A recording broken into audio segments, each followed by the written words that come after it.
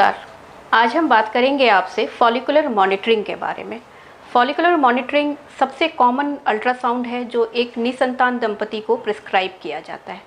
आपके डॉक्टर उसे follicular monitoring, follicular tracking या ओवुलेशन स्टडी के नाम से प्रिस्क्राइब करते हैं। तो let's understand why we need a follicular monitoring and how it is done. Follicular monitoring either transabdominal या ट्रांसवजाइनल अल्ट्रासाउंड से किया जाता है।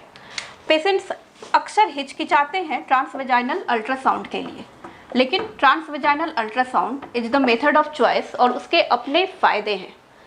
जो फॉलिकुलर मॉनिटरिंग होती है उसमें हम फॉलिकल्स को मेजर करते हैं जो कि बहुत सब्टल ग्रोथ शो करते हैं, like in millimetres, which is better seen on a transvaginal ultrasound. And साथ में हमें गर्भाशय की लाइनिंग के भी मेजरमेंट्स लेने होते हैं जो कि हमें ज़्यादा अच्छे से ट्रांसवजाइनल अल्ट्रासाउंड पे दिखता है।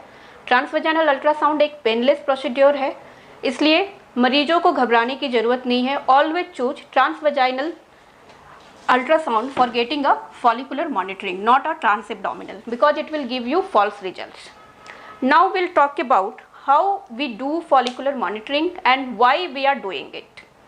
फॉलिकुलर मॉनिटरिंग का मकसद है ये देखना कि अंडाशय से अंडे निकलते हैं या नहीं। तो सबसे पहले तो हमें ये समझना है कि क्या अंडे और फॉलिकल्स एक ही चीज़ है, जैसा कि काफ़ी मरीजों को लगता है। But let me explain that follicle is a bigger cell which is carrying the egg. It has lots of fluid and other cells too, जो कि बाकी हॉर्मोन्स रिलीज करते हैं। जो उसके अंदर का फ्लूइड है वही हमें हेल्प करता है उसको मॉनिटर करने में during the cycle.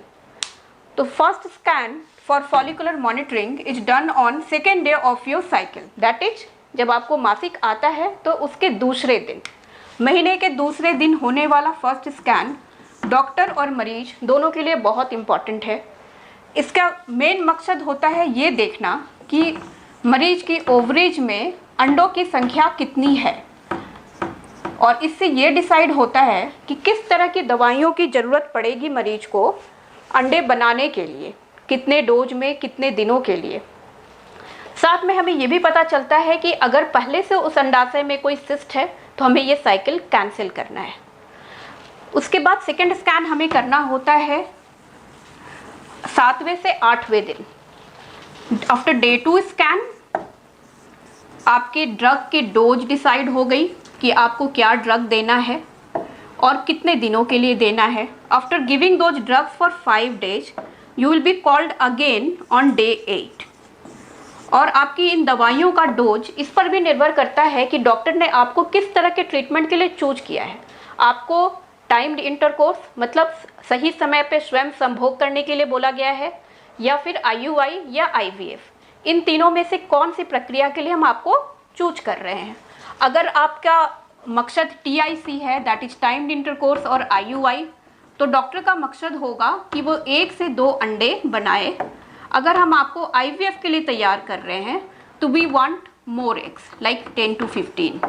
Accordingly will give you a dose of medicine and day 8 पे हम आपको दोबारा बुला के देखेंगे कि आपके फॉलिकल्स का साइज कैसा है।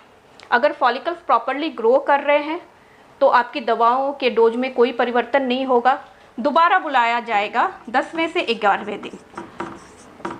यूजुअली 10वें से 11वें दिन को आपका फॉलिकल ग्रो करके 18 से 20 मिलीमीटर का हो जाता है and the doctor decides to give you a rupture hormone, that is injection HCG in usual cases. After this, after 36 hour we expect कि आपके अंडे अंडाशय से निकलकर आपकी पेल्विक कैविटी में आ जाएंगे, जहाँ से आपकी ट्यूब्स उसको पिक करेगी। तो अगर आपको IUI के लिए हम तैयार कर रहे हैं तो आफ्टर 36 आवर्स हम आपको IUI के लिए बुलाएंगे। टाइम्ड इंटरकोर्स का अगर आपका प्लान है तो 10वें से 11वें दिन के बाद आपको बता दिया जाएगा कि आपको संभोग के लिए कौन सा दिन तय करना है। अगर IVF का प्लान है तो फिर हम आपको ओवम पिकअप के लिए टाइम बताएंगे और बुलाएंगे। तो ये थी जानकारी फॉलिकुलर मॉनिटरिंग के बारे में। I hope it helped you. Thank you.